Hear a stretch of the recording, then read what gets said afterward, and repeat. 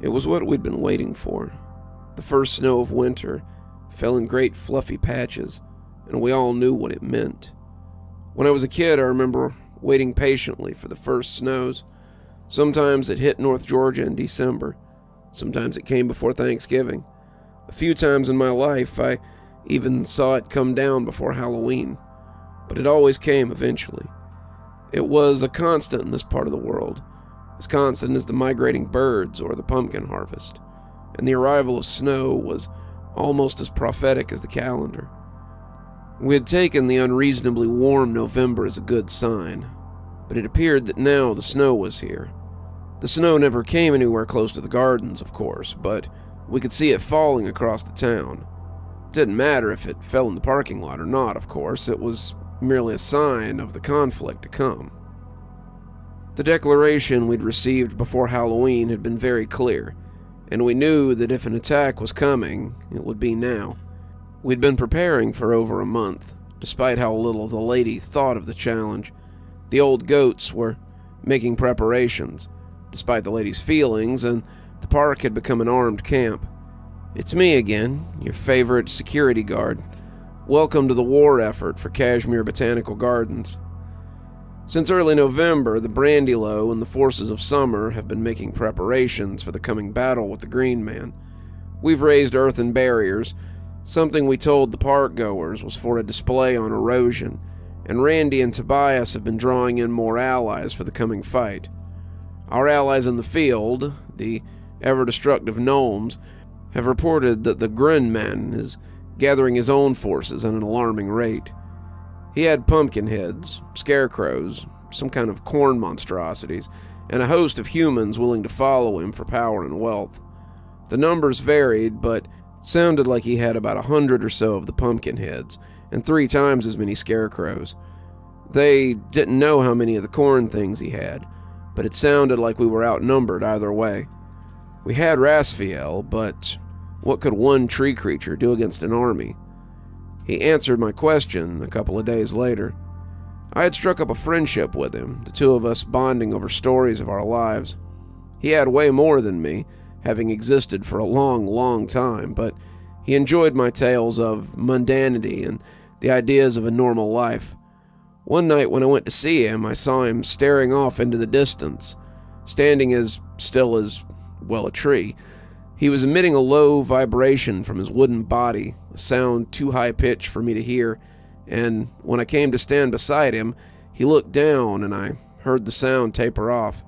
It was hard to tell. His face wasn't as expressive as the ones in the area where the lady displayed her grisly artwork, but I got the idea that he was happy to see me. What was all that about, big guy? Rasfiel always spoke inside my head, his mouth not made for speaking, and sometimes there were pictures, too. The picture he sent me was of a grove of trees growing close together, and a clear message of family. Family? I asked. Are you calling for your... I paused, having almost said people, but he seemed to understand and nodded. Would they come? I asked. He sent me a little picture of a grove of trees bowing down to the lady. They served her once, he said in his creaky old voice. They might again. I nodded. I hope so. When I told Randy about it, he laughed out loud. Shoot, it'd be nice to get a few more of them walking trees. I mean, besides the ones we have. We need fighters. Trees with muscle, like Rasfiel, not birches and oaks with snaky roots. Translation, we need troops that are a little more mobile. I agreed, but I knew most of our defenses were dependent on the ladies taking part. I'd met her a few times for our evening walks, telling her about Halloween and Christmas especially, but she always changed the subject when the war came up. She seemed younger this time of year, more girl than crone, and she reminded me of the Snow Queen from the C.S. Lewis books. I would never have told her such. The White Witch was the bad guy, after all, but the parallels weren't lost on me. My lady, I said one night, we could really use your help with the preparations for the coming war. We had been talking about Christmas, Santa Claus to be specific, and her smile had melted away like snow on the hot top. Did Randolph ask you to talk to me? She said icily, and I shook my head. No, Randy and Tobias are making plans, But I'm worried. They don't think we have enough people to stand against them. The scouts say it's been a busy year for him, and I'm afraid we won't be able to defend this place if he comes." She laughed then, and her laughter was like the tinkling of icicles in a heavy wind. "Do not fret. I have means. I have friends. This would not be the first time I've put aside such an attack. The Green Man has hounded me since before I stepped out of our world and into yours. Like the seasons, sometimes he is up and sometimes he is down. We fight constantly, but it always ends in stalemate. I don't honestly know if we can defeat each other, but next year we will inevitably dance the dance again."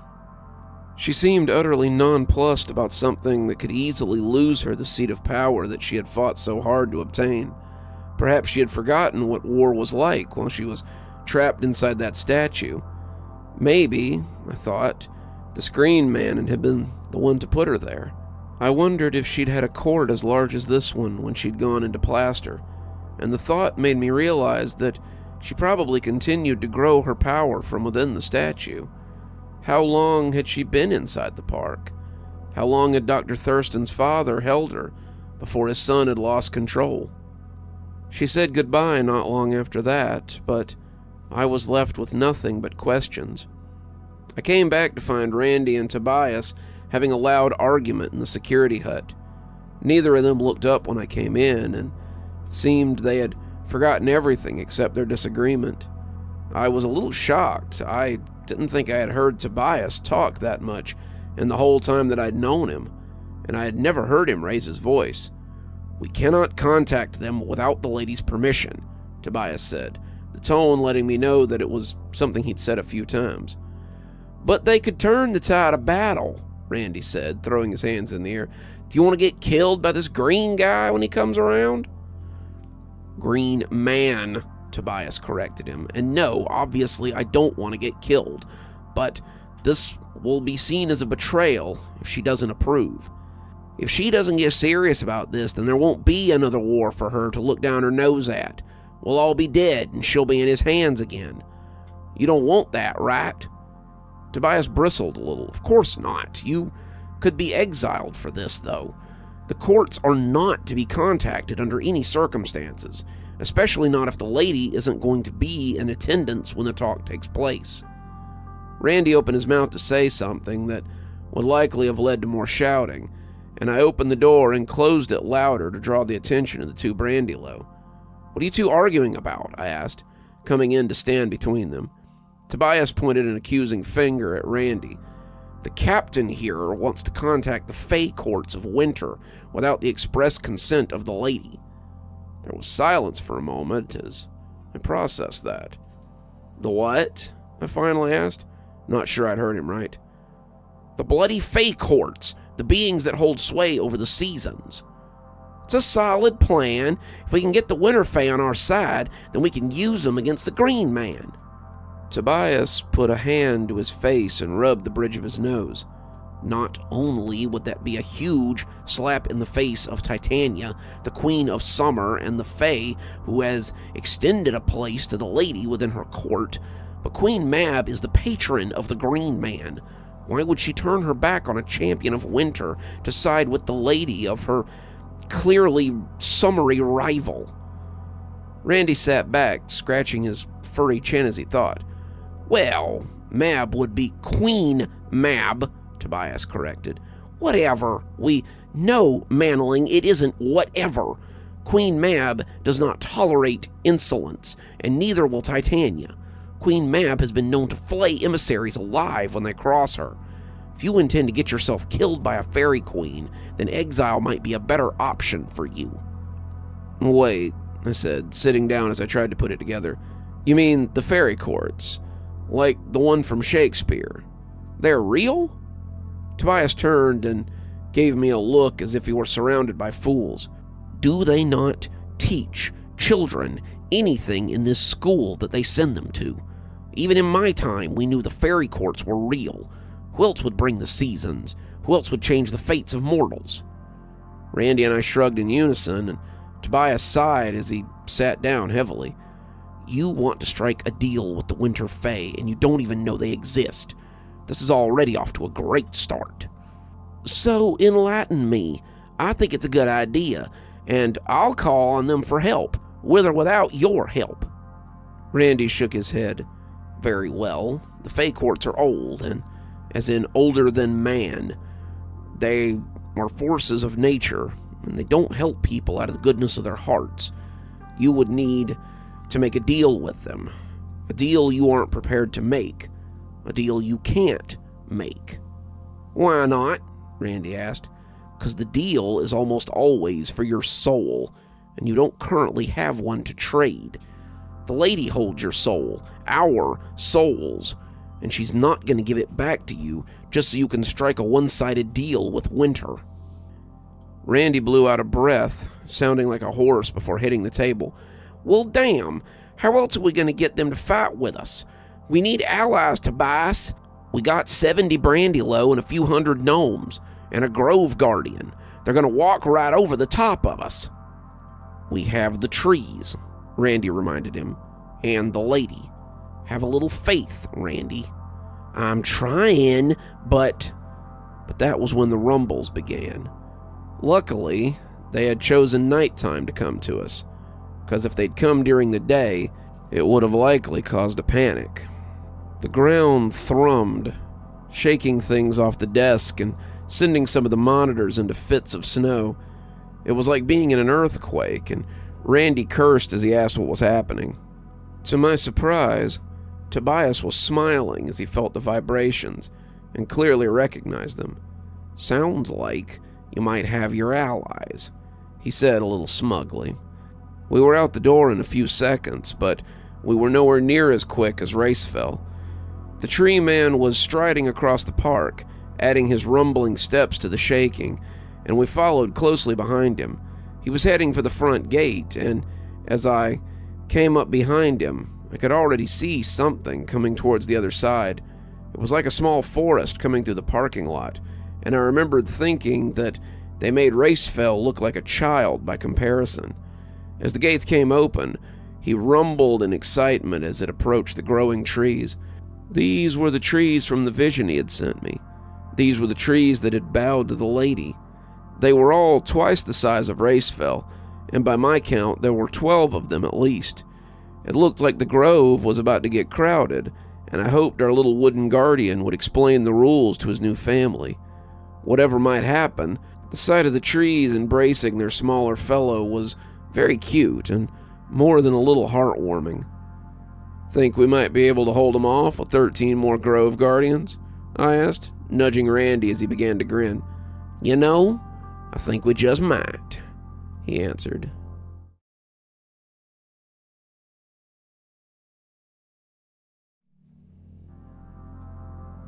It all started with the little girl and her horse. The park had closed until the new year, Randy fearing that if the Green Man and his army showed up, people might get hurt. The lady thought it was a bit drastic, but Randy told her that it would give her more time to make the new exhibits, too. "You can unveil a whole new crop of new exhibits when we reopen in January." The lady had liked that, and now she toiled by the lily pond with the few Brandylow that we had spared her. The 4 Brandylow that Randy had sent her, Tobias among them, were under strict orders to keep her there and protect her with their lives. If she wouldn't fight, Randy said, then we would protect her the best way we knew how. He had deputized every other Brandylow, giving them clubs and telling them that their usual duties were suspended until after the situation was handled. That's how I came to be walking my night route when I suddenly heard the last sound I expected to hear. I heard the clip-clop-clip of horses' hooves. I was supposed to be on patrol with 5 other Brandylow, but I hadn't seen a one of them. Charles and Razzie had likely stopped patrolling after it stopped being fun, and Margot, Logan, and Hamish had been drunk when they arrived and had gotten less sober as the shift went on. I was the only one still walking around on the regular, and when I heard the hooves, my light began to turn fitfully. I wasn't sure what to expect, honestly. I had recently learned that gnomes, fairies, goat people, pumpkinheads, and corn abominations were real, and I wasn't sure what I expected to come walking up the path. A centaur, a pegasus. I guess anything was possible after all that. I was near the fourth ring when I found the source of the noise, and I nearly dropped my flashlight when I saw them. The girl couldn't have been more than 8 or 9, her long white hair hanging down over the green mantle she wore over her shoulders. She was dressed in a perfect little suit of brown armor, and I thought it might be ringmail over leather, if I remember much from my D&D days. She wore a bow across her back and a little quiver of arrows. The horse she rode looked about 3 sizes too big for her, its perfect white skin and mane looking unnatural somehow. She was holding a map, the lines on it glowing slightly, and she was talking to the horse as she stroked its neck. "Come on, Artemis, the lady needs us. We have to find her."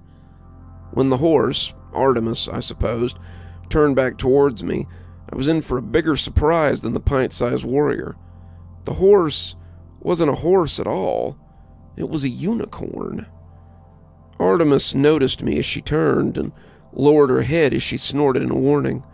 The horn on the front of its head looked absolutely enormous, and I couldn't help but notice in the dim light of the steel lamps that there was a rusty tint to the last 3 inches of the ivory spike. I could probably dodge out of the way if it ran at me, but I doubted I could outrun it if it took a notion to chase me. The little girl looked up from the creature's back as it scraped its hoof against the concrete, and her eyes brightened as she noticed me. "Oh, thank goodness. Artemis, be good. This is one of the lady's servants. He can take us to her. Please, sir, can you show us where the pale lady is? I want to speak with her."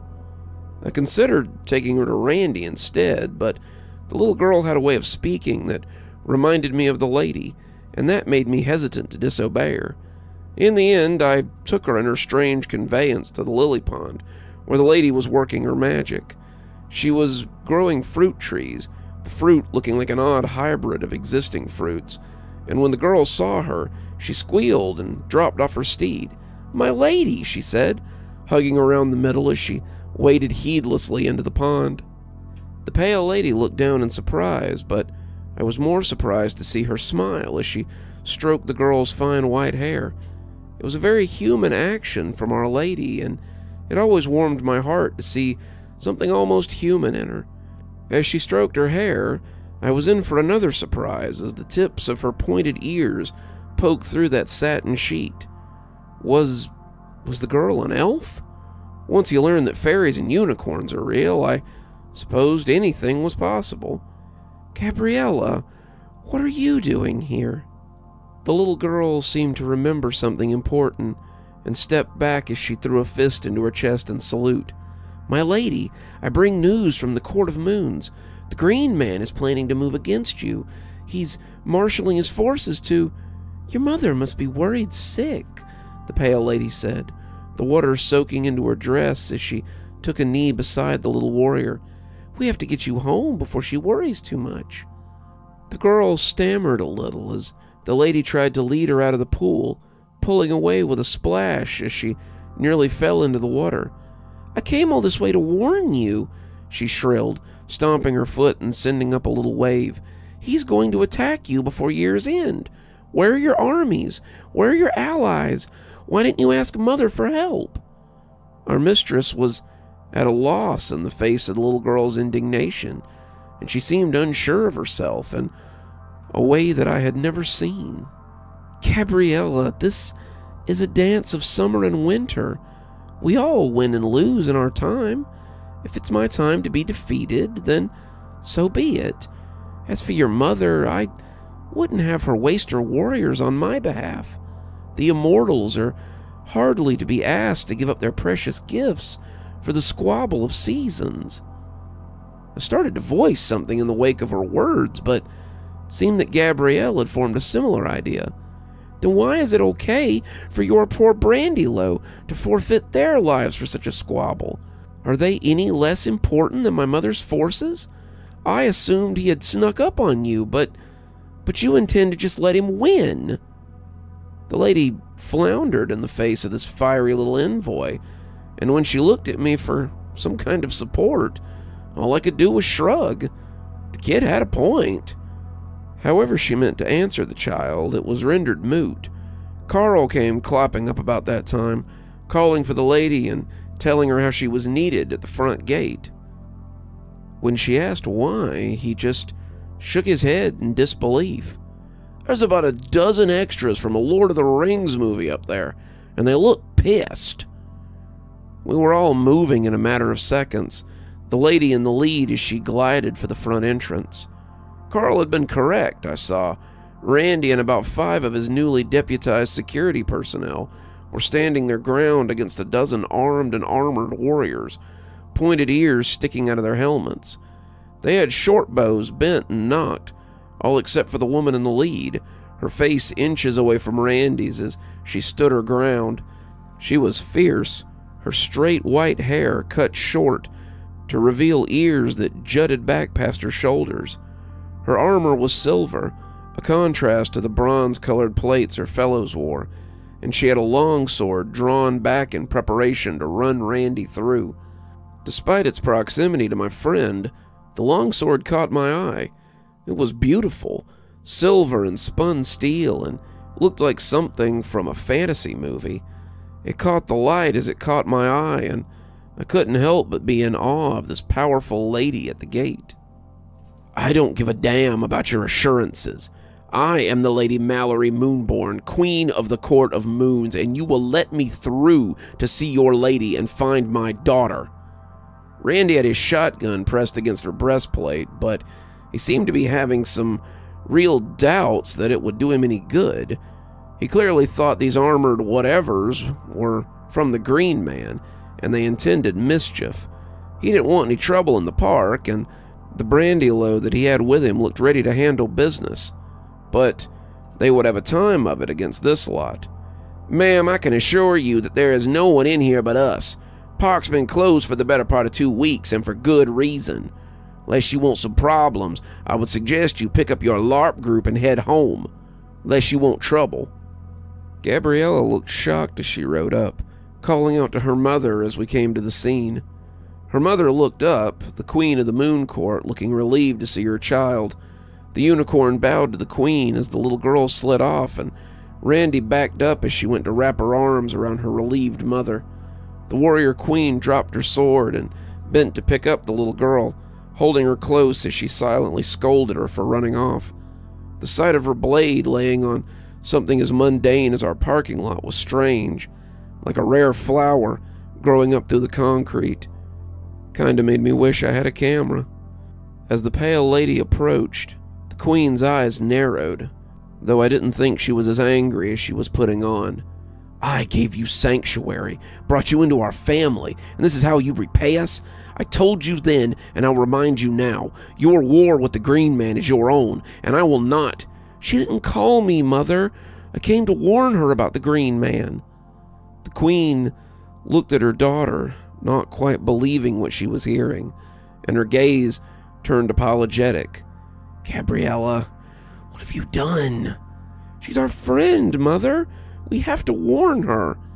Gabriella was crying, but the Queen looked like a rat that's just discovered it's trapped in a cage. "Nasri, how many do we have with us?" she called, one of the pale-haired warriors approaching to throw a salute. 12, ma'am. Another 30 searching the town and surrounding area." Their bows had been lowered, the mood shifting into something less dire for everyone, except the Queen. She still looked like she expected to be attacked at any moment. The snow falling lamely beyond the borders of the park, and that's when I noticed something else. The snow wasn't the only thing creeping in. There was a fog, something that should have been impossible with the snow on the ground. It was thick and sinister, snaking its way into the park as it surrounded us. "Call them to us," she whispered. "Get them inside the gate." Nasri took a banded horn from his belt and blew a long blast into the crisp air. Immediately 4 others joined us, and their numbers grew by leaps and bounds as the Queen turned to the pale lady. She set her daughter back on Artemis's back, locking eyes with her, and the effect was galvanizing. The indifference that I'd seen before melted away, and it seemed that Our Lady now understood the weight of what was upon her.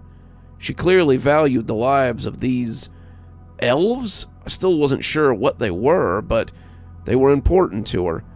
Even more important than we were, it seemed. How many do you count in your ranks? 70 Brandylow, 13 tree sentinels, about 300 gnomes, and 30 or 40 moving trees. Whatever the Queen had been hoping to hear, it wasn't that. It will have to do. Gather your forces, she said, turning to Randy. If you have fire, get it ready. If you have more of those, she said, indicating his gun, I suggest you arm your soldiers. The attack is nigh, and we're already under siege.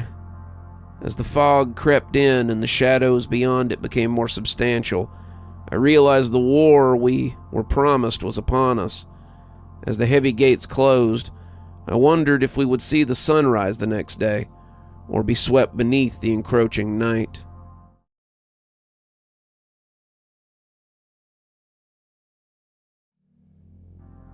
Dr. Pamela Winters sat up in bed, Marguerite making uncomfortable noises as she tried to ignore her partner's sudden state. Vampires didn't really sleep, not like normal folks. Hell, Winter didn't really sleep either. The two entered an alternative state of mind where they put their minds in an open state, but something had interrupted that for Pamela tonight. She looked around, looking for the source of her agitation, but she couldn't find anything that would have brought her up. Nonetheless, Winter had heard something. No, heard wasn't right. She hadn't heard anything, not with her ears. It was the same way that she had known what the Barker was. It was the same way that she had known what the ghost was when she had been in Stragview. It was a feeling on her skin, a feeling humans generally called a prickling of the hairs on their neck, and she couldn't shake the feeling that something wasn't right. "What is it, my love? What troubles you?" Maggie asked, sitting up groggily. Pamela wasn't sure, but Winter had some ideas. It was like the shadows in the death house, except this one was cold. "Get dressed. We might need to go out." "Now? You do not usually go out after dark." "I think the town might be in trouble," Dr. Winter said. In that, she wasn't alone, and she wasn't the only one roused to action either. "Fog's really coming in," Officer McGrath commented as he and Officer Stebbins lit up outside the captain's office. "Fog?" Stebbins said, looking up to confirm that yes, there was fog coming in. "It's impossible. It's snowing." It had been a pretty light day, the snow keeping the inmates of Stragview inside, and the night had been even less active. The count had gone smoothly for once, and the one code they'd had that night was someone trying to hang themselves. This wasn't uncommon, as the holidays came and went, and they'd gotten him sorted and taken him to a show cell. They had all been enjoying a nice, peaceful night. Everyone knew better than to use the Q word until 6 a.m. came around. But the fog and snow could cause some real visibility problems out here. "Better tell the captain," Stebbins said, puffing on his cigarette as he rubbed his hands together. "He'll need to tell the post vehicles to go stationary." McGrath gave him a side-eye as the lighter stopped halfway to the exotic-smelling tip of the little cigar that he was planning to light up. "Why have I got to tell him?" "'Cause, stupid, your tinder ain't burning yet." McGrath was about to ask his friend who he thought he was calling stupid when a shadow came blundering up through the fog and the blowing snow. McGrath thought it was weird since most everyone else was snug in their dorms right now. Technically, he and Stebbins were supposed to be doing checks, a perimeter and a stun fence check, but they had stopped by the office to see if the snow would back off any before they headed out. The figure coming up was walking strangely, staggering like a drunk, and he wondered if some inmate had managed to make it out of the dorm.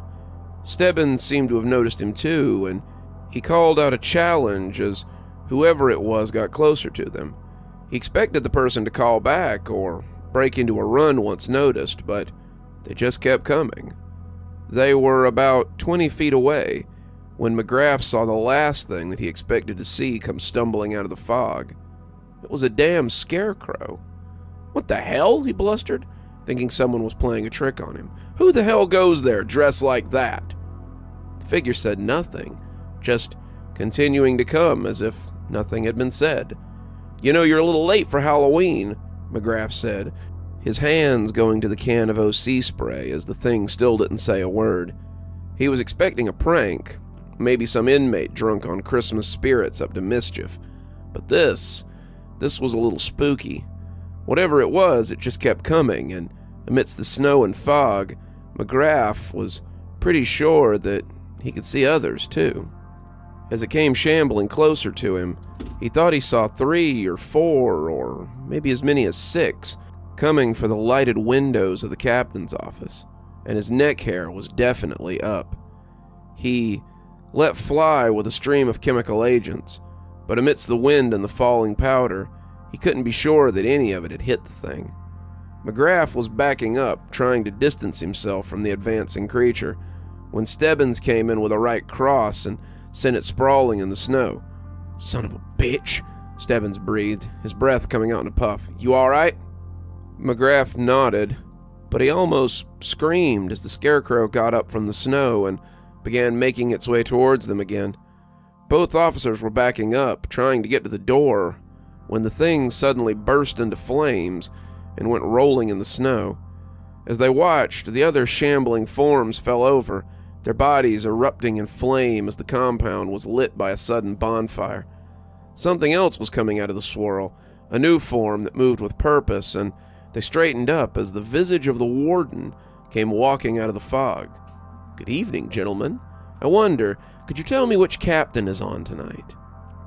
McGrath was left dumbfounded, the man in the pinstripe suit looking very out of place in the wintry landscape, but Stebbins managed to pick up the slack. "Kelly, sir. Captain Kelly's on tonight."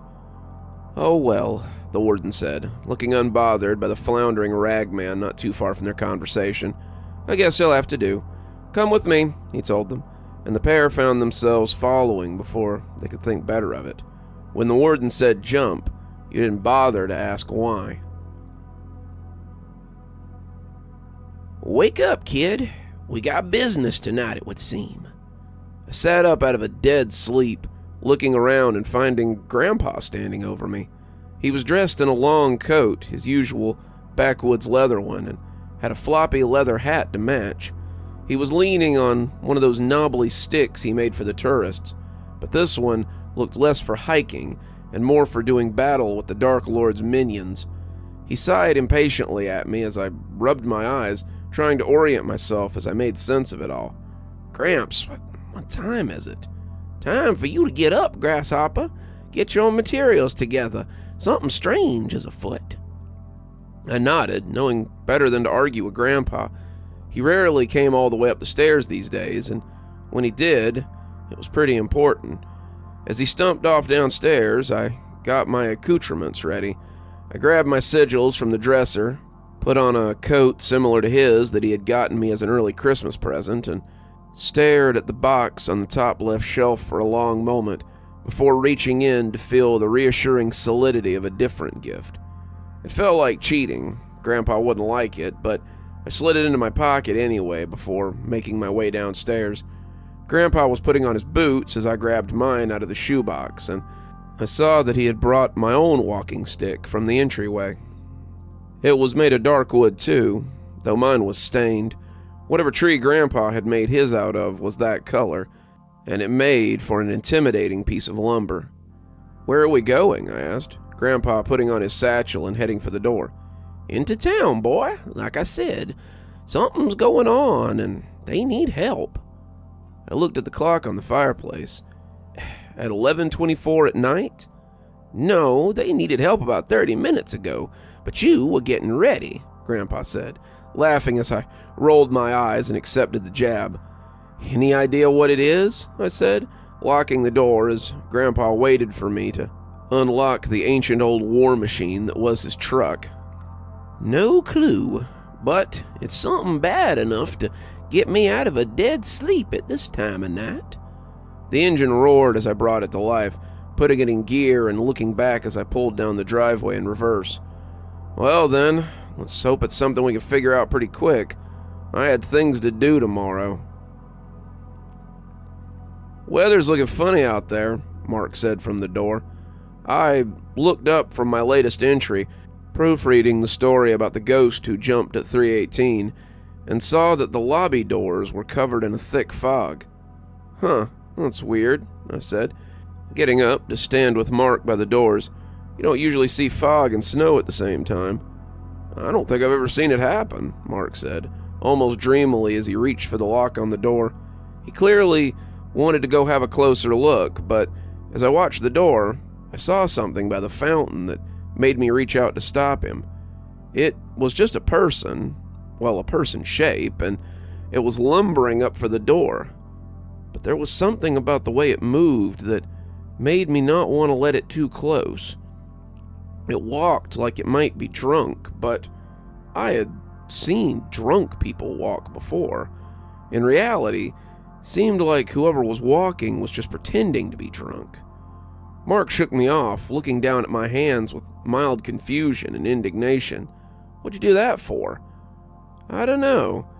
I just don't think you should go out there. I saw something, and we both jumped when someone ran into the door, and I looked up to see the grinning face of a scarecrow.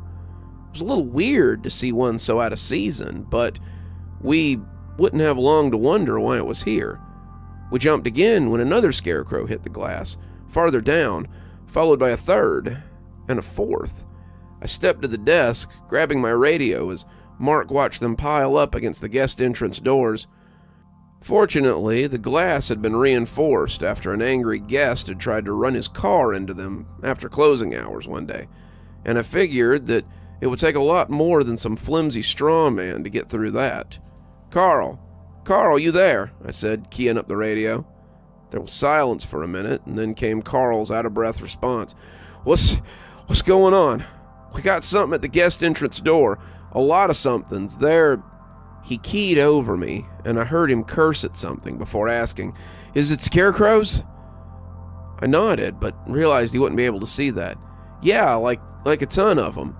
They're trying to come into the ER, too. I've sealed most of them in the vestibule area, between the inner and outer doors, but some of them got in already." I furrowed my brow. "Wait, aren't they just people in costumes? Can't the police, like arrest them or something? Can't seem to get the police. Something's cut the phone lines of the non-emergency services. They're not working. What's more is that they aren't people. They're full of straw, but they move on their own." I heard him fighting with some of them in the background before he came back. "Keep an eye on the door and let me know if they manage to crack the glass." I looked at the doors again and found that they were already 24 plastered against the glass, hanging to the window like bugs on a windshield. Is that likely? The glass is supposed to resist the initial collision of a small car. "Yeah, well, so are the ER doors, but they've managed to bust it up already. They aren't through it, but they're making headway." I told him we'd keep him updated as the line went dead. "Hell do we do?" Mark asked. "Sounds like we're on lockdown," I said, realizing that I needed to make the announcement. I picked up the overhead page phone and waited for 3 beeps before proceeding. "All hospital staff and guests be advised we are in a state of lockdown. No one is to go in or out of the doors or open them for anyone outside. All staff and guests will be advised when the lockdown is lifted. I repeat, we are in a state of lockdown. No one is to go in or out of the doors or open them for anyone outside. All staff and guests will be advised when the lockdown is lifted." I hung it up with a click and sighed as I wondered what to do next. "You better go back to the switchboard," I told Mark. "Sounds like we might be about to get busy." Mark nodded, heading back as I watched the front glass pile up with cloth bodies. It was going to be a hell of a night here at Kashmir Hospital. "You're asking me to basically abandon the perimeter," Captain Kelly said, steepling his fingers as the warden glowered down at him. "I am," the warden said, clearly not liking the captain's tone. "And if you don't do it pretty damn quick, we'll have 4 fewer officers to defend the compound." Because they'll be stuck outside the gate, Kelly asked, not seeming to like the implications. Because they'll be dead, the warden said, his words coming out clipped through gritted teeth. Right. Well, Warden, as you know, we have to have the perimeter manned. It's a violation of... The warden tuned him out, feeling the blood pumping in his ears as the man made excuses for his inaction. This is why the warden hated dealing with mortals with a spine. If Kipner had been on shift tonight, he would have sacrificed inmates in the yard if the warden had asked him to. Kipner was a spineless bootlicker, and the warden could get behind that sort of ladder climbing. Kelly, however, had morals and followed standards, and the warden couldn't fathom why he had promoted him to start with. So you see, it would be a violation of our... Captain, do you want the deaths of 4 officers on your head? That shut him up. I'm sorry. You're forgiven. Now get on your radio and tell them to park their vehicles by the front gate and get inside the compound before I find someone who will and put your uniform on them. Kelly looked affronted. You can't speak to me like that, warden or not. I've got half a mind to, but the warden had already determined that he had half a mind and no longer cared about this blather. He snatched up his radio off the desk and called all the post vehicles back to the control room gate. Emergency code turquoise, he said, giving the signal for hostile individuals near the compound. You sure, sir? Said one of the post drivers. 'Cause there's about a dozen individuals out here just... Yes, absolutely sure. Get back here now and bring your post weapons with you. Weapons on the compound? Kelly shouted. You can't... But the warden was already moving, closing the man into his office and holding the knob as he tried to get out. With a hard turn, he broke the handle, trapping Kelly in there for the near future. McGrath and Stebbins looked on in shock, but the warden was all smiles again. I want every post with 2 officers to send the second officer to the control room. They are to arm and prepare to defend the compound. You 2 go to the dorms and collect anyone with an active weapons card. Leave the TAs and the uncarded officers to watch the inmates. Tell them not to open the doors until an all clear is given. Do you understand? Both said they did, but McGrath was still a little confused. Is there a riot, sir? The warden mulled that over, finally saying, Of sorts, more like a siege. Get moving, you 2, and avoid anyone you see in the fog. They will hurt you. The 2 left, and the warden stepped out onto the yard as he sized up the nearest scarecrow. There were more of them now, a dozen or more standing in the fog, and he snapped his fingers as 4 of them fell in flames. He had been roused out of what quantified as a sound sleep for him by the emergence of something not of this world, and he had feared that the laughing shadows had escaped from their confinement for a fearful moment. When he had smelled the cold and the damp, however, he had known who was trying to invade his territory. The cold night could hunt for the summer bitch across the length and breadth of the county, or the world even, for all he cared. But when he brought their scuffles into Stragview, an example needed to be made. He roasted a few more of the scarecrows, smiling as he imagined what his fierce older sister must be doing with the straw men in her town. If he was angry, then he imagined she must be livid. The scarecrows went up in flames as winter scattered them like chaff.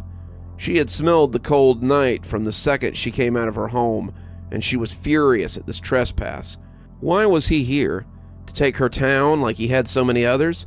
She had read about Fraser, about the farms they had found abandoned, about the nonsense his followers had stirred up, and she was not impressed. Let him take his war to other towns. Kashmir belonged to her. That gave her a thought, something that had been tickling at the back of her neck for months now. She had felt it near the end of summer, an emergence of energy like nothing she had ever felt before seeing the shadow creatures. And now, it was something almost background, like the hum of a live wire. There was a new force at work in Kashmir, something she didn't understand, but wanted to. Come on, she said to Marguerite, turning to find her tearing into the strawmen with abandon. Her flesh mask had slipped a little, the creature beneath beginning to surface, but as Pamela called to her, she got herself back under control. Winter couldn't fault her. It had been a while since she'd been able to cut loose. but she didn't want any of the townspeople to see her like this. She could remove their memories, but Maggie would know that they had seen her, and seeing that pain in her lover's eyes would hurt her too. "Where to?" Maggie said, her voice husky and amorous as she righted herself. "Remember how you asked me last month if we could go to the botanical gardens, and I told you spring would be a better time?" Winter asked, fixing her own glamour before she could give herself away. Maggie nodded, her lips returning to normal as her teeth softened and became smaller. "How would you like a trip to the gardens tonight? I have a feeling that what we're looking for may be there." "Take exit 3, kid, and step on it. I've a feeling that something bad might be going down in town." The tires of the old truck squealed as I cut through the snow and took the exit he'd indicated. 3? It's the exit of the botanical gardens. Hey up, whatever's going on, I have a feeling it's got something to do with that place. The parking lot came into view as we drove, the heavy old truck skidding only a little as the snow crunched beneath our tires. It was empty of cars, no surprise since they had been closed since December 1st, but as we pulled in, the lights suddenly came on, and I saw that I had been mistaken. I could see figures gathering in the fog, and I gasped as I realized how many there were. Angry movement drew my eye, and I noticed them hemming in a small group of people. They had swords or something in their hands, but I remember thinking they were terribly outnumbered.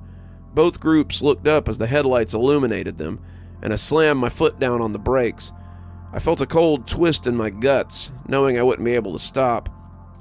The armed group ran, but the rest crunched as we barreled into them. The others scattered as we pulled into the parking lot, and we slid sideways in the snow as I cut the wheel, nearly flipping as we came to a stop. I was breathing heavily, afraid that I had done something unforgivable, but Grandpa put a hand on my arm, and I looked down to see him shaking his head. "They're constructs, kid. Nothing but straw. They aren't real people. You'll be okay."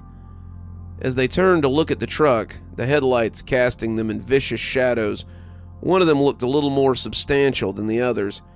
He had a pumpkin on his head, something I could see might be a little more than a carved gourd, and as we sat glaring at each other, I jumped when the door opened harshly, and Grandpa hopped out. I wanted to stop him. I wanted to tell him to get back in, but when he brought the end of his staff down on the concrete, I knew this was why he had come. "That one might be a little more real than the rest. Look sharp, kid. We're in the thick of it now." There was suddenly a harsh arc of fire as a line came cascading from the park. The flames hit the assembled crowd, and I could see that Grandpa was right. As their clothes took flame, I saw their sackcloth faces and oil-black eyes. They fell to pieces as the fire touched them, but that didn't stop the others from coming to menace Grandpa and I.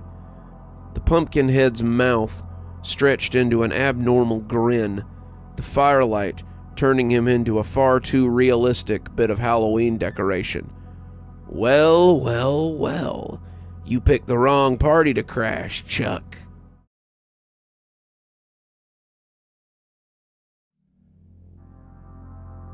I looked over the edge of the wall, watching the scarecrows as they assembled outside the gardens. The intel hadn't done them justice. I could see a veritable horde of them. They filled our parking lot like a George Romero movie, and I realized that we didn't have a chance. They would pile up on the wall and bury us, and we would never see the real threat the army held. "Get ready," Randy growled, working the slide on his shotgun as he lifted the barrel.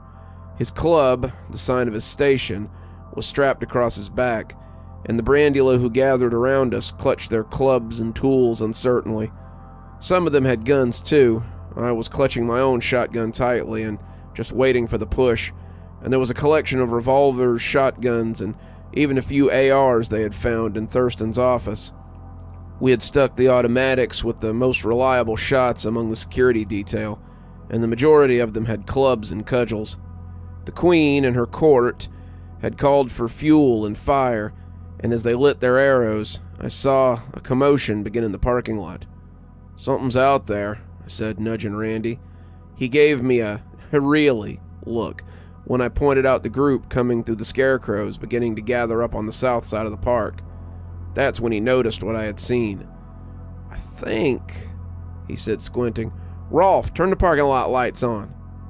The lights came up, and the sudden flash made me squint. I could see about a dozen or so armored elves standing off against the scarecrows. They were holding their own for the moment, but the mass of bodies converged on them, and I wasn't sure how long they could last. "We gotta help them," I hissed at Randy, looking around to find some way to get to them so they could come inside. "And we shall," the Queen said, coming up behind me as she raised a hand over her assembled archers. As they lifted their bows to fire, the tips dripping flame as the fuel burned, I saw something else coming to their rescue. An ancient truck came barreling through the crowd, scattering scarecrows as it skidded in the snow. The elves got out of the way, moving so they didn't get squished, and as it came to a stop, I saw a shrunken old man climb nimbly out of the cabin of the truck and move to stand before the horde.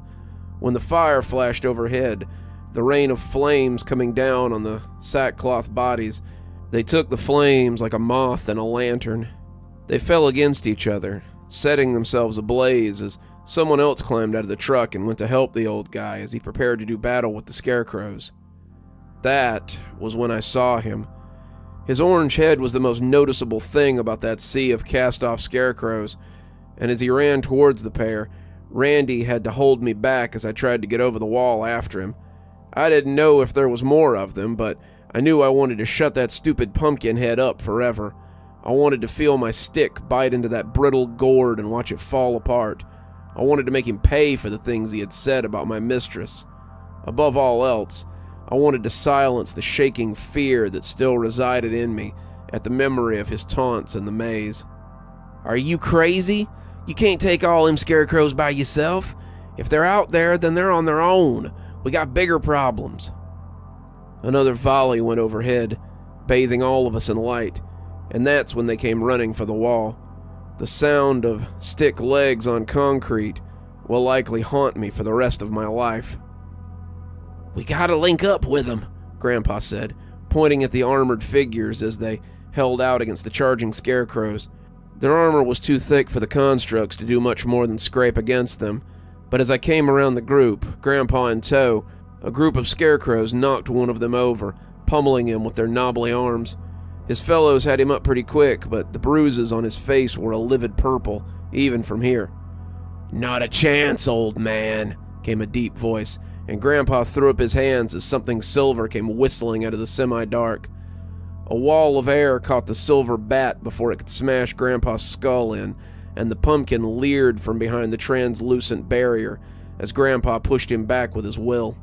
He was wearing a ratty black hoodie, the bat he carried full of dings and digs. Whoever was under that mask couldn't have been more than a kid in high school, but when he swung the bat again, I saw his arm flex strangely as he brought it down. When the current of air broke apart, I swept Grandpa aside and imposed my stick in the way of the swing. The vibration thrummed up my arm, but the bat stopped.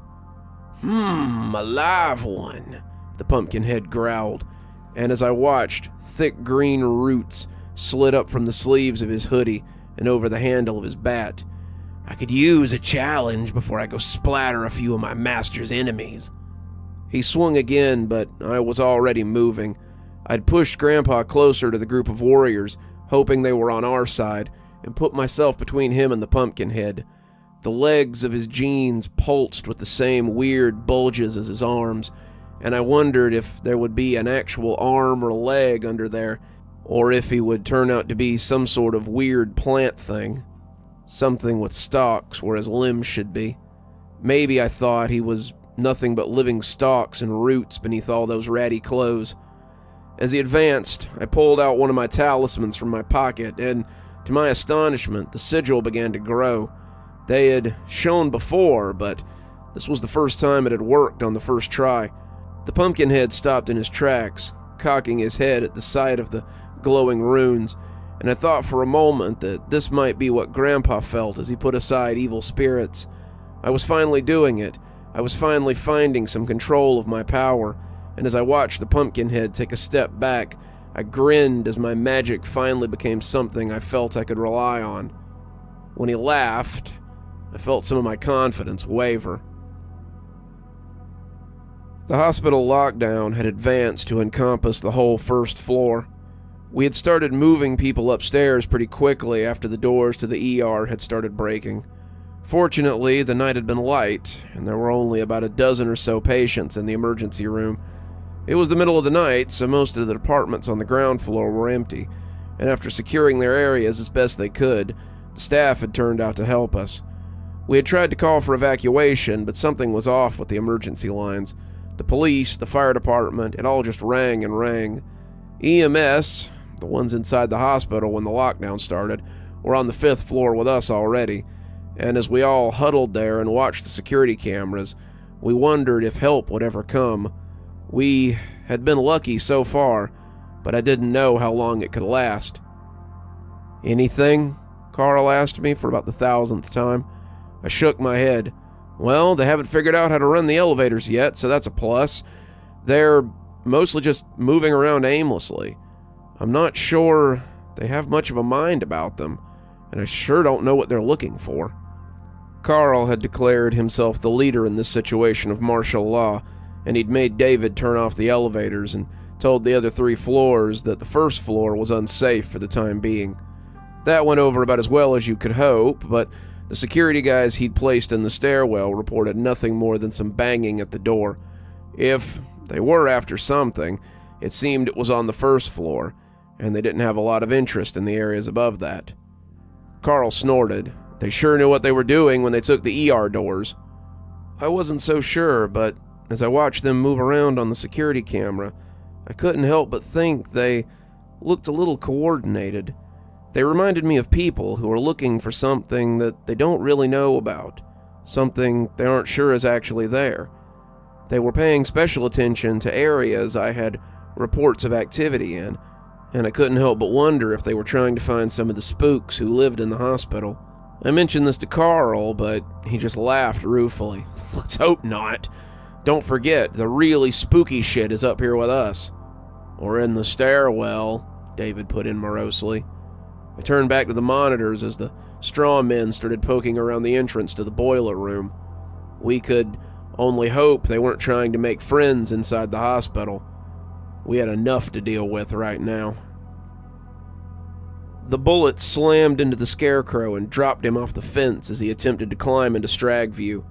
He fell onto the snow in a heap, his straw head a ruin of sack and chaff, but there was always another one to take his place. Officer Carraway, one of Stragview's best riflemen, sighted up the new climber and put it down without wasting a shot. The warden was glad that she had made it out of the post vehicle in time, and as she fed a fresh magazine into the weapon, he hoped there would be enough rounds. Stragview had so few rifles, and most of the officers he had tasked with defending the perimeter had been given shotguns. They had even fewer hands to hold said rifles, and when the warden had looked out at the 15 members of D-Card who had come to the armory, he hoped it would be enough. It would have been 16, he reflected, if Kelly had done as he was told. The perimeter vehicles had been ambushed as they came back.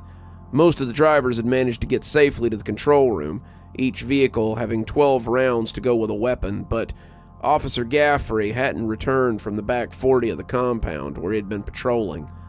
They could see his vehicle sitting by the shed, the door open and the lights still on, but of old Gaffrey there was no sign. Still, 3 out of 4 wasn't bad, he supposed. You all know what the protocol is when the compound is attacked from the outside. Everyone had given the expected response. Once they were on the fence, deadly force could be utilized, even against civilians.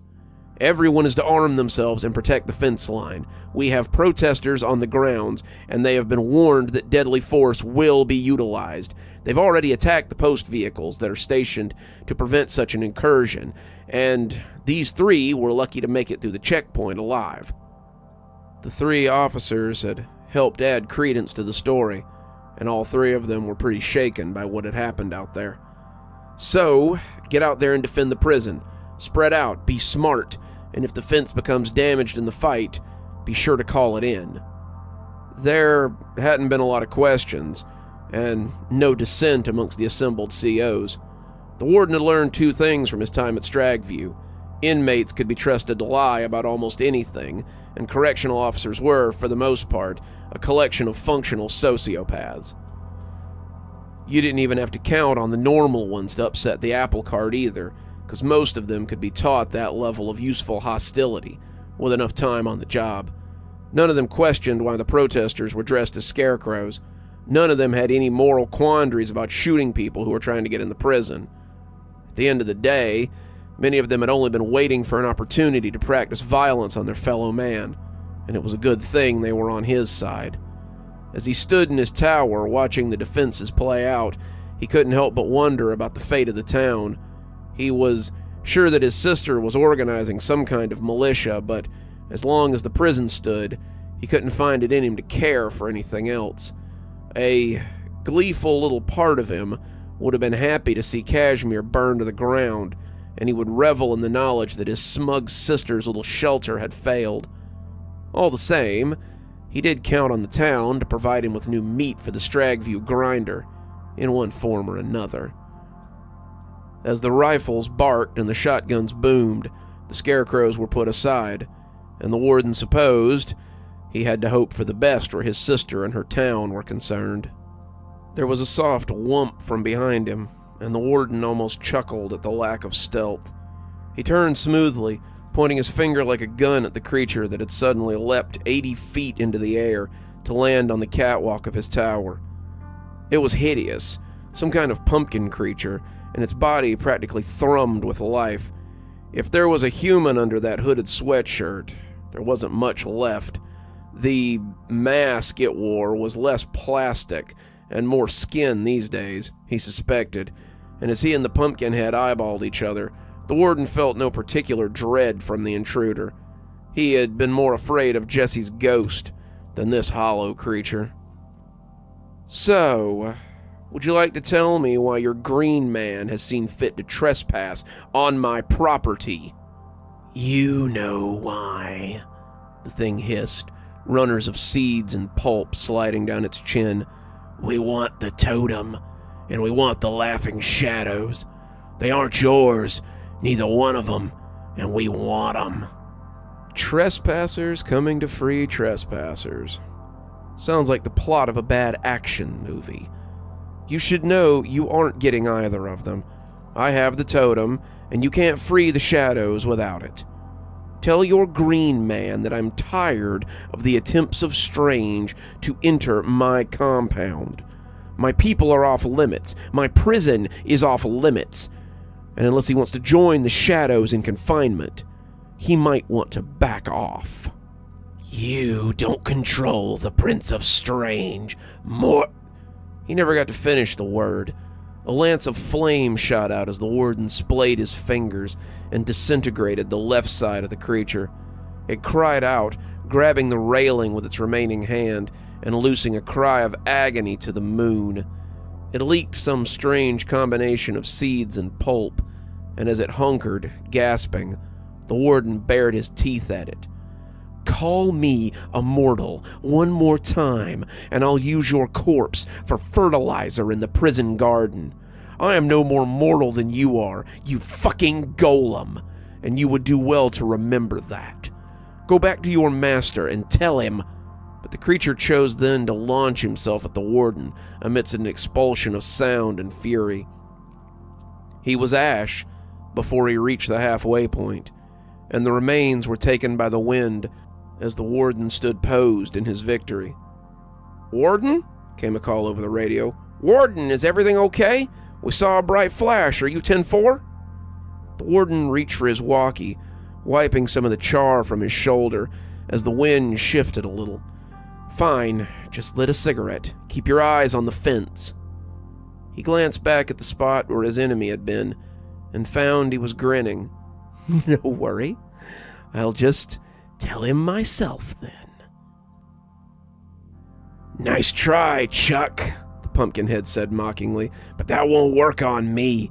I'm not of your world anymore, and your magic doesn't mean anything in strange."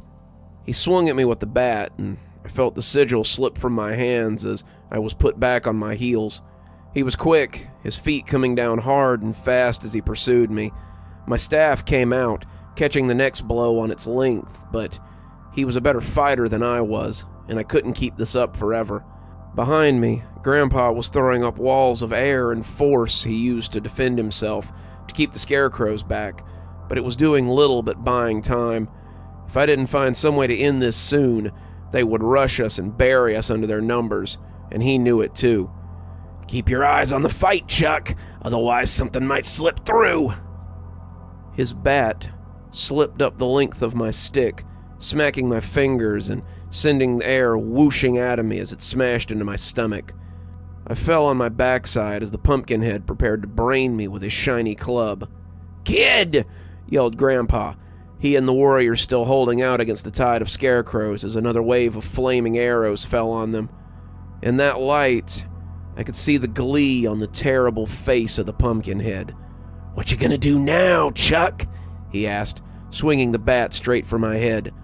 I raised a hand, pleading for my magic, and when his swing was slowed by my pathetic facsimile of Grandpa's shield, I breathed a sigh of relief. The Pumpkinhead grinned too, clearly as surprised as I was. Well, well, well. Looks like you're just full of surprises, Chuck.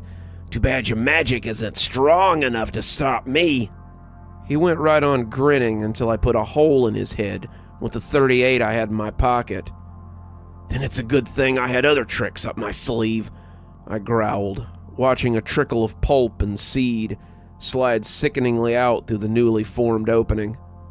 He shook a little, his eyes trying to look at the hole as his legs lost purchase. "Good one, Chuck," he half whispered, falling backwards bonelessly. His head smashed on the concrete as he hit the ground, and there was a sudden change in the assembled scarecrows. They turned as one to look back at the fog, and I thought for a moment that maybe the Pumpkinhead had been the one controlling them. As a shadow came clip-clopping from the fog, and my breath felt like it might freeze in my throat, I realized he was just the opening act. He was huge, 12 feet in the saddle, and the axe he carried over his shoulder looked big enough to fell a man in a single stroke. His green armor was the color of spring moss, and the eyes that burned from his helmet were the coals of a deep winter hearth fire. He seemed even bigger as I stared up from my backside, and as his voice boomed over me, I began to tremble. "Winter has come for you, O Lady of Summer. Winter has come."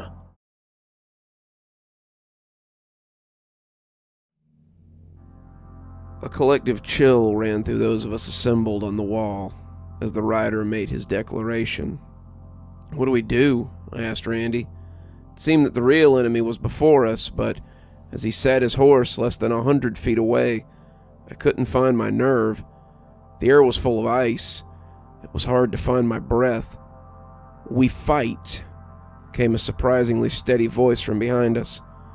We turned to see the lady, a thin, graceful sword in her hand, as she approached the gate. The queen was with her, the magnificent longsword on her shoulder, and her elf warriors had arrayed behind them. The other Brandylow, weapons at the ready, stood loosely around her, and though less impressive, they were no less fierce than the queen's 20. The gnomes had come too, the little potatoes forming something like a mob of soccer hooligans as they gathered in 7 or 8 tight clusters. The guardians had arrived, Rasfiel and his family, and they looked very large as they towered at the back of the group. "Milady, you should be—" Randy started, but she cut him off. "I've hidden in my grove while others fought for me for too long. Gabriella's right.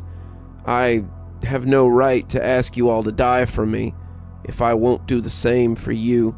This is our home, and we will defend it from the depths of winter itself if we have to." Randy nodded. "Open the gates," he said. his eyes settling on me. I wanted to ask if he had lost his mind. We were still outnumbered 5-1, maybe more, and if we left our walls, we'd be dead in minutes. The scarecrows had proven less fearsome than we thought, but they were still so many of them. We probably hadn't even seen everything they had to throw at us, but I realized that none of that mattered as my hands grasped the smooth wood of the gate's crossbar. The lady had spoken, so we would fight. At the end of the day, it was a fact I had realized at the lily pond when Gabrielle had asked how the lady could sacrifice us. Our power was her power, our love for her unquestioning, and we would throw ourselves on the spears of her enemies if she asked. As the gate opened and we prepared to head into battle, I hoped it wouldn't be the end of my story. If it was, I hoped there would be someone to tell my ending around a fire the next time Brandylow gathered. I felt Grandpa grab me under the arm as he helped me to my feet. "Steady on, son. He's not the biggest boogin I've ever seen, and he won't be the last." The warriors had moved to stand behind him, protecting his back from the stationary scarecrows, and looking at them made me think these people might be from Glimmer's clan. They had the same white hair, the pointed ears, same as my favorite forest dweller, but I supposed that didn't make them related to her. If Grandpa knew, he wasn't elaborating. He stood shoulder to shoulder with me, ready to stand against the towering green knight. The armored man seemed to smirk down at him. "Old man, I can feel your power, and while impressive for one of your kind, you are nothing to me but this world's most impressive insect. Take your apprentice and fly away before I swat you along with these interlopers." In response, Grandpa laughed. "You boogins always think you're the biggest fish in the pond, but I haven't met a one of you that couldn't be surprised." The axe screeched as it ran across the pavement. "We shall see." Behind him, the shadows began to stretch, and I could see other things approaching. They were huge, their bodies oddly shaped, and the writhing mass that formed it set my teeth on edge. As they came up behind their master, my mind seemed unable to make sense of them. They were like corn plants, wound together into a throbbing torso of writhing snakes with a pair of bulging arms hanging from them. Their heads were a strange amalgamation of roots and corn plants, and once you saw the face, you couldn't unsee it. "The hell are those?" I breathed. "Corn abominations," Grandpa said. "I've heard of them, but I'd hoped I'd never see one."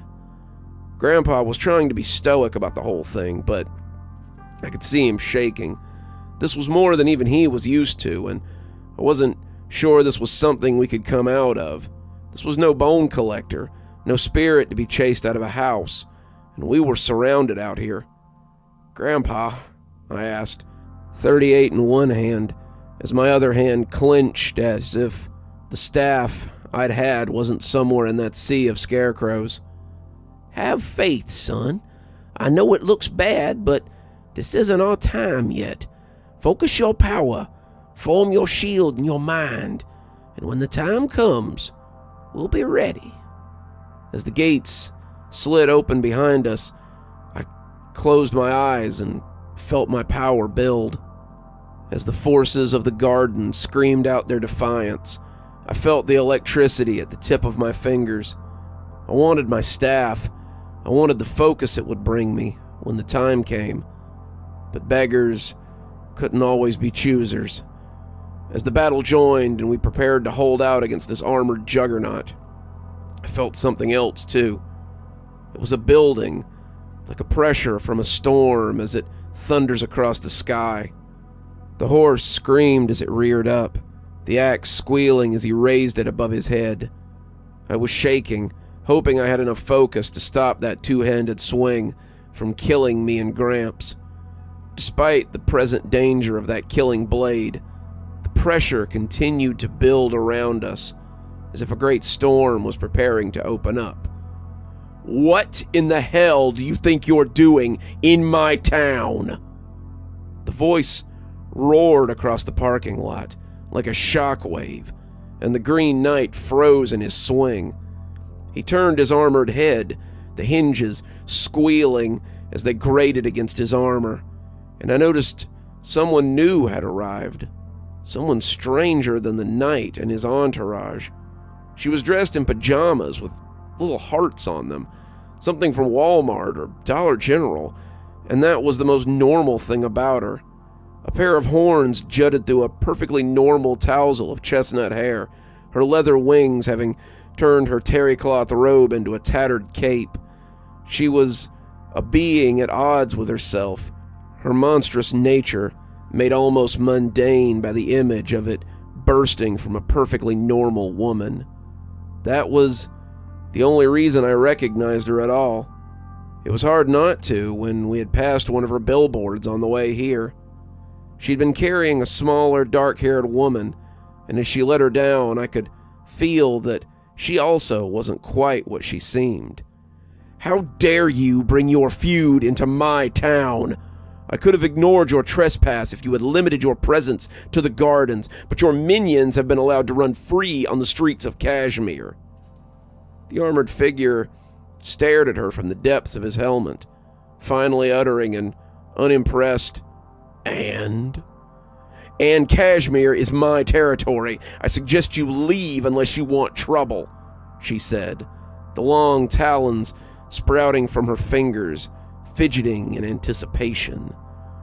He brought the axe across the pommel of his saddle, looking at the impudent creature, as if he couldn't believe what he was seeing.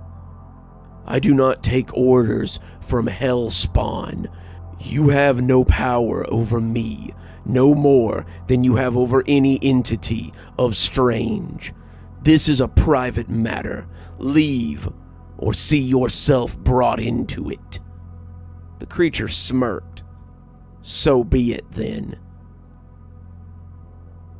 I was flipping through the cameras on the first floor of the medical center when I saw something very odd. As I flipped through the cameras on the first floor of the medical center, I had to blink a few times before I could believe the weirdness I was seeing. You won't understand exactly how odd a statement that is, but given where I was sitting, it was odd even for the setting. Seeing a bunch of spooks chase a group of scarecrows through the halls of the hospital was probably the strangest thing I had ever seen in all my time here. I saw a group come running out of the OR corridor as shaky-leg Mary ambled after them on her twisted legs. She had caught a few of them, leaving them scattered in the hallway, and as she ran on all fours to get a few others, I almost laughed. The door to the boiler room burst open as the boiler man came stomping after others, Jason Voorhees style, as he chased them in his slow, methodic way. There were some of those strange, eyeless dogs that the doctor and the medical records guy had described, and the ghost girl from the 5th floor balcony and some of her ethereal friends came after another group. There were even some faces I didn't know. If these were the entities that the scarecrows had been hunting for, they clearly did not appreciate their intrusion and were ready for them to leave. Haggard old specters in gowns and bloody rags menaced them. Twisted creatures that looked like nothing human drug them into dark corners, and as it all played out, the lights of the hospital flickered, sending a nervous wave through the survivors. Then the power went out, leaving us in darkness for about 30 seconds, before suddenly coming back on. When I got the cameras up again, the halls of the first floor were completely empty. Not a trace of scarecrows, or straw, or the ghostly residents of the hospital to be had anywhere. It appeared the siege was over. It appeared that no matter how much the hospital seemed to enjoy tormenting us, that it would not suffer interlopers. "They're gone," I said, my voice sounding very loud in the quiet. "What?" Carl asked, coming over to the camera as he panned back through. Did they all leave?" "I mean, it appears so," I said, flipping through quickly so as to see all the cameras before answering. I wanted to be sure before I said anything, but they do appear to have gone. Carl nodded, rounding up 3 or 4 members of the security crew, as well as a few volunteers to help sweep the first floor. "Keep an eye on the cameras and let me know if anything changes," he said, heading into the stairwell as the 12 of them went to search. I told him I would, but I couldn't help but laugh at how in the end the old hospital had protected us from the invasion. Like a mother hen protecting its chicks, I thought. Like a vampire protecting its potential food source, I also thought. "Sir," chirped the radio, and the warden grabbed it up as he lowered his binoculars. "Go ahead, Officer Carraway," he said, already guessing what she had to report. "Sir, they're retreating." "Excellent," he said, a sigh of relief slipping out. "Maintain your position in case they come back, but no one is to shoot after them. If they're leaving, let them go." 10-4, she said, and the radio went quiet. The warden of Stragview closed his eyes, relishing the victory over whatever that had been. An invasion, an incursion, an attempted robbery. Whatever it had been, they had won. They found less than a dozen on the compound, and he had dealt with most of them himself. His post officer was still unaccounted for, and one of the others had needed to be taken to the infirmary after a few of the scarecrows had fallen off the fence and injured him. All in all, one missing and one injured was a small price to pay for the continued safety of the compound.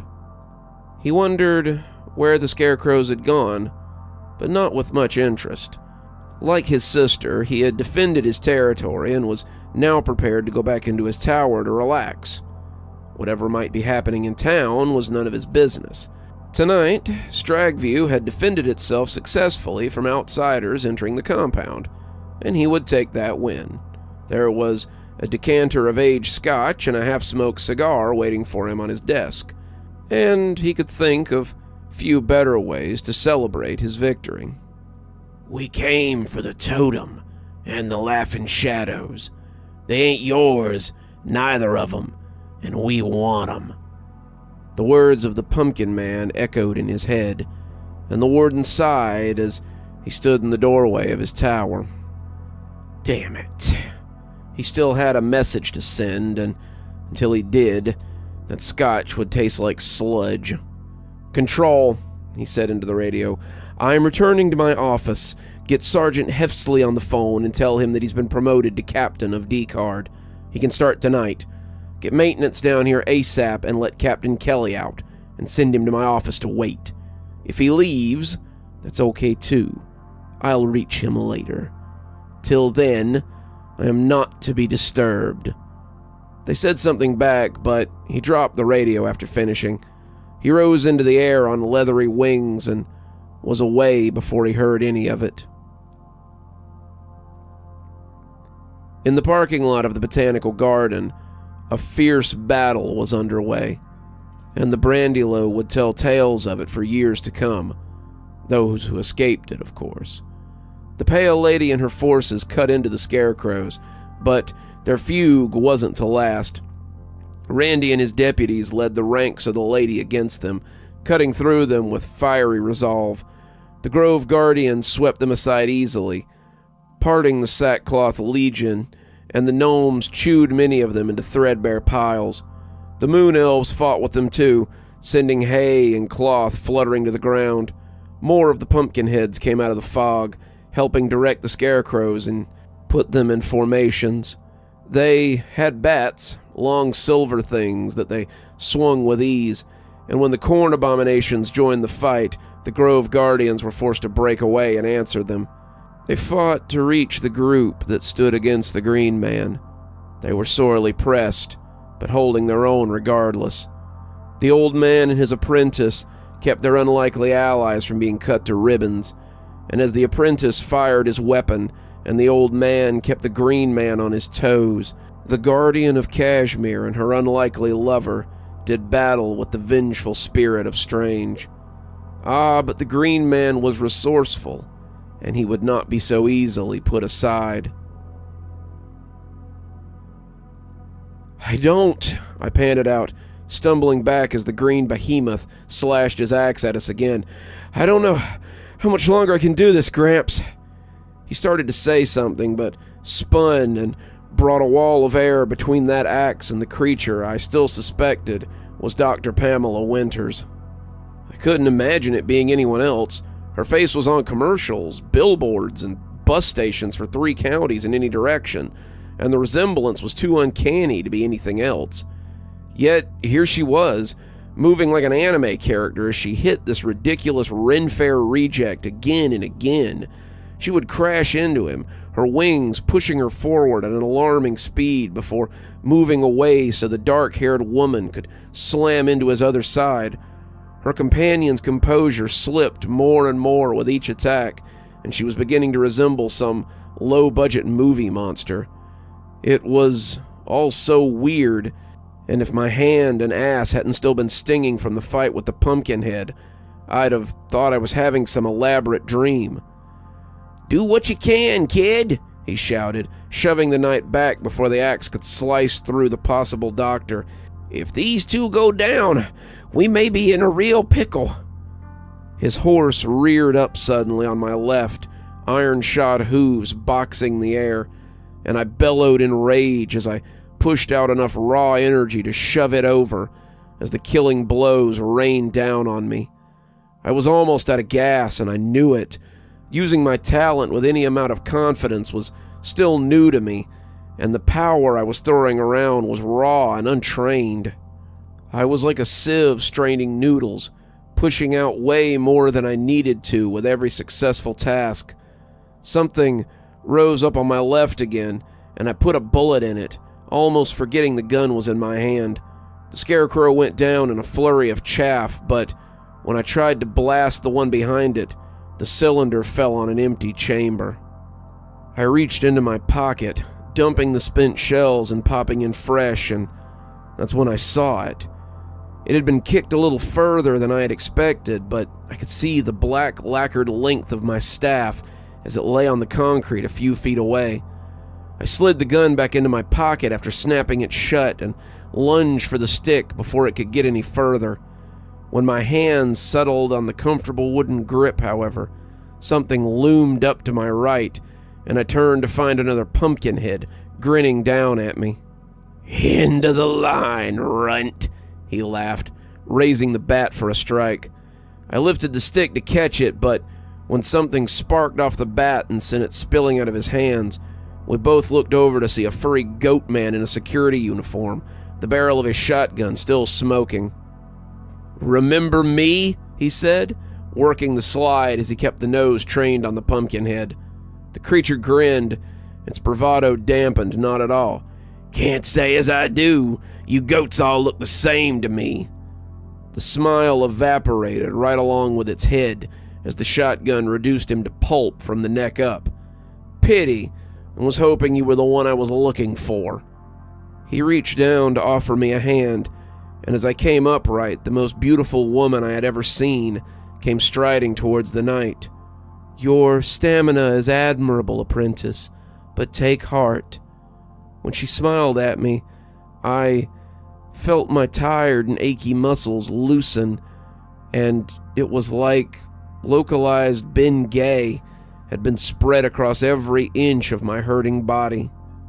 Being near her was like laying on a beach at the height of summer, and I felt a renewed strength wash over me.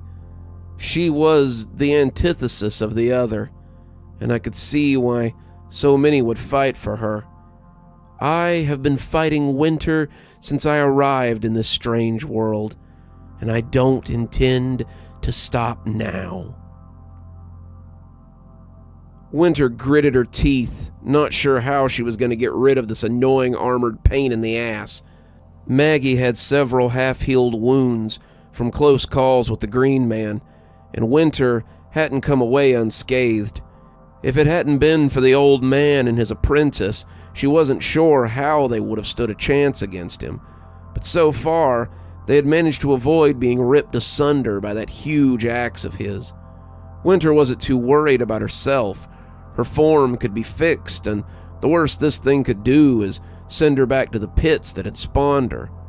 Maggie, on the other hand, was not so lucky.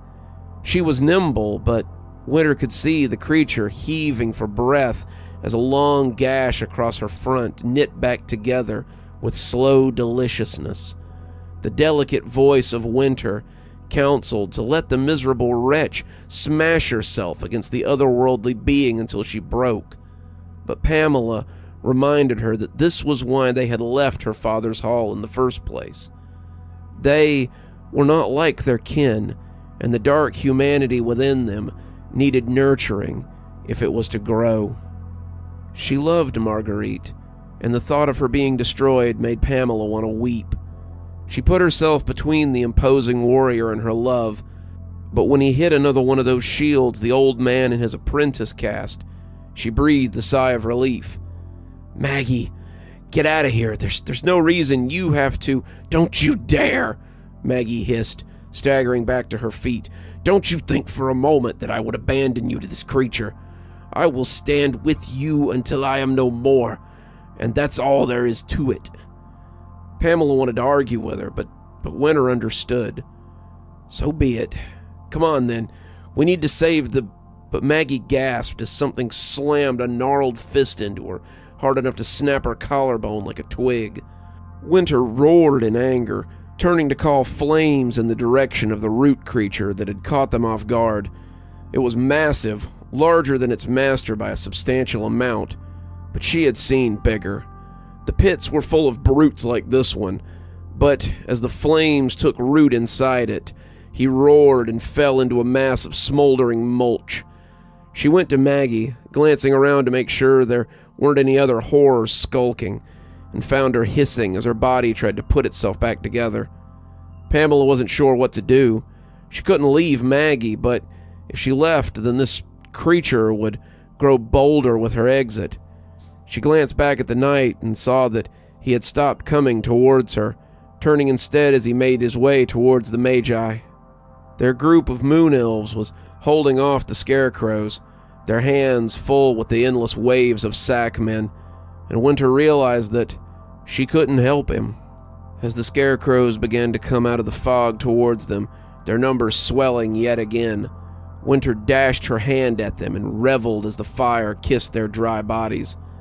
The Magi would have to do for himself, and she hoped he would be okay. The old man had once called her a succubus, had actually stood outside her clinic and told people how she was trying to steal their life force under the guise of help. She smirked.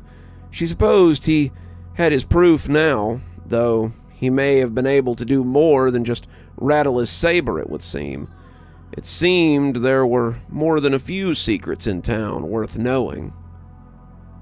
I goggled at the strange woman, not really understanding what or who she was, but when a furry hand came up to put my jaws back together, I looked down to see one of the security-clad creatures wink at me. I know she's a lot to take in, but don't get caught staring. She won't like that. "You okay?" he asked. I nodded, watching a few others come clopping up as her ragged band came to help the lady. "What?" I asked, trying not to insult him, but finally landing on the one thing I could find to ask. "What are you?" The creature laughed, but before he could answer, I heard Grandpa cough as he tried to throw up another shield. The Green Man was looming up, the axe sending sparks out as it impacted with his defenses. Grandpa was backpedaling, but he never lost his feet. It was as if he intended to die with dignity, if it was his time. My shot rang off the helmet of the Green Warrior before I could think better of it, and when he turned to look at me, he saw her. "You," he gasped, turning away from Grandpa as the two stared at each other. We cut around them, letting them have their standoff, and when I put an arm around Grandpa, he sagged against me. Thanks, kid. I was almost Hey, you're a Brandy-Low, aren't you? He coughed as he finished, and it was a cough I was beginning to think would put him back on breathing treatments when, or if, we got back home. The creature nodded. I am, one of many. The lady's here now, so if you all want to rest, feel free to— Balls to that, Grandpa husked, turning back to watch the lady stride delicately towards the night. She may yet need our help. The Brandy-Low shrugged. Who knows? You might be right. Finally, the Green Man rasped, his voice escaping that great helmet like a cloud of frost. You have come to meet your better. I've come to meet you in the field as I have 1,000 times before, she retorted. It isn't summer now, my lady. Not fall or spring either. This is the heart of winter, and you cannot win. She took up her rapier, that long, delicate blade that she had so often used to hold this one at bay, and smiled. I suppose we'll see about that. The axe rose, his arms lifting it easily, and as it swung over her like a guillotine, the lady prepared to live or die. She put that first stroke aside with a motion of fluid grace and smiled as the head buried itself into the parking lot. You'll not have me so easy, O Winter Lord. I am not some village maiden or willing sacrifice. You will have to do better than that if you mean to end our feud. And so they fought. Time began to stand still as their weapons flashed, their bodies spinning like dancers in a well-loved routine. The two had done this so many times before, their armies within strange, ravaging the landscape, leaving whole continents locked in mortal combat between the two rivals. That was why they had been expelled, after all. They'd been sent elsewhere for the good of the world, and now this place was their battlefield. The thought that this world would be the final confrontation was as unthinkable to her as the idea that she might not be here to bring in the next season's flowers. She never sought him, but was always pursued. She loved the world, loved it as much as he seemed to despise it, and it was always he who sought to stop the growing season. Their blades flashed, their weapons clashed, and the world around them seemed to leave them encapsulated. To her chagrin, she was the first one to miss a step, and she paid for it dearly. The axe arced out, slicing her calf and sending her stumbling. She blocked the next blow, and the one after that, but when he shoved her with the haft of his massive axe, she fell onto the rough stone lot where so many of her victims left their cars forever. She spun, meaning to catch the blow, but she saw it hovering above her as her adversary tried in vain to push it down and end her life. It seemed the old wizard and his apprentice had some juice left after all. He growled, lifting his weapon to strike again, when something hit him in the side and sent him stumbling. A horned woman was bellowing as she attacked, and the lady took advantage of the distraction to harass her enemy further. The scarecrows had begun to advance again, but the moon elves were keeping them at bay, as well as the Brandy-Low and the towering wooden guardians. The gnomes moved among the straw men, mowing through them like the tools her people used to keep the grass from overtaking the park. Somehow, she was winning out against her enemy's forces, even at the height of his power. He was unable to get his feet under him, and as they pushed him back, the Green Man was forced to swing ineffectively at his attackers to keep them at bay. She had felt certain that they might turn this around, but as he caught the horned woman by the leg, throwing her like a rag doll, she imposed herself between he and the wizards as he tried to make a dash for them. "Coward," he growled, breathing heavily as he surveyed them. "This is our conflict, always has been, and you draw in outsiders." "She never did," the old wizard spat, and the Green Knight turned his helmeted head towards him as he spoke. "You brought your old fight into a place I have sworn to protect, and I won't just stand idly by while you move freely. "Nor will I," said the demon woman, the creature hunched beside her looking battered but ready for more. "Nor I," said a new voice, as he came striding from the fog. The man wore an immaculate pinstriped suit, his golden glasses glittering in the lights of the parking lot as his own nature made itself known. The woman was not the only demon in town, it would seem, and as the lady's new allies hemmed the green man in, he seemed to rethink his bravado. "Is this truly the game you wish to play, O Lady of the Growing Season? The rules have always been the two of us, our armies, our wills. But if you wish to change the rules, then I too can adapt." She started to tell him that they hadn't come to any call she had sent up, but the demon woman answered for her. "You have come to our town and made your rivalry our business. Next time you return, remember that Kashmir has things ready to defend those who reside here, this lady among them." The green man glanced around, not sure what to make of all that, and when the fog rolled in suddenly, she feared no retaliation from this one. "Next time," came his whispered response. "I won't play quite so fair. Until then." And when the fog cleared, it was all gone. The scarecrows, the corn creatures, the skeletal horse, and its rider were all gone. A cheer went up from the assembled fighters, and the lady breathed a sigh of relief. They had won, somehow. "Better late than never, brother," Winter said, thinking this may have been the only time in their lives when she was happy to see him. "I assumed you had it under control. Besides, I had trouble on the home front I had to take care of first." She smirked, sure he was being cagey, but appreciating his presence if not his strength. "Sister, who is this you have here? I haven't seen one of her kind in quite some time." Maggie stiffened a little, her body clearly still trying to put itself to rights, and offered a shaky hand to the warden of Stragview. "I am Marguerite," she said, the words painful. "Pamela's my partner," Winter said, surprising Maggie, who had clearly not meant to say quite that much. The warden chuckled a little, and Winter began to bristle at him before he asked, "Pamela? It's my name in town, as you know. We all can't go by a title." The warden shrugged. "True, but in my line of work, we don't really do names. Titles are safer." The sound of a thumping stick brought all three looking up as the two wizards and the beautiful stranger came walking towards them. "Do we go?" asked the warden. "I don't really want trouble if I can help it." "No," Winter said suddenly. "Stay and meet the neighbors. Who knows, you might need to borrow some sugar sometime."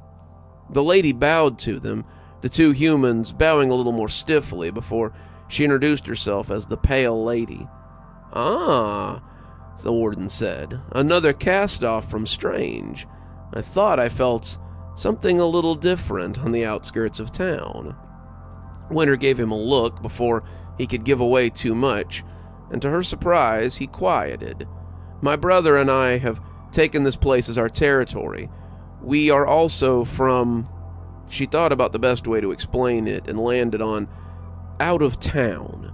The old man snorted. "Way out of town, I'd say. You told the police I was a crazy old man when I said you were a succubus." "Well," Winter said, "it wasn't a lie.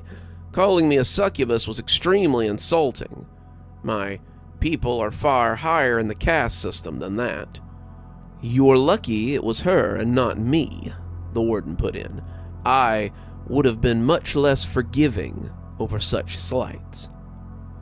"Well," the lady said, "wherever you're from and however you came to be here, I am eternally grateful that you came to my aid.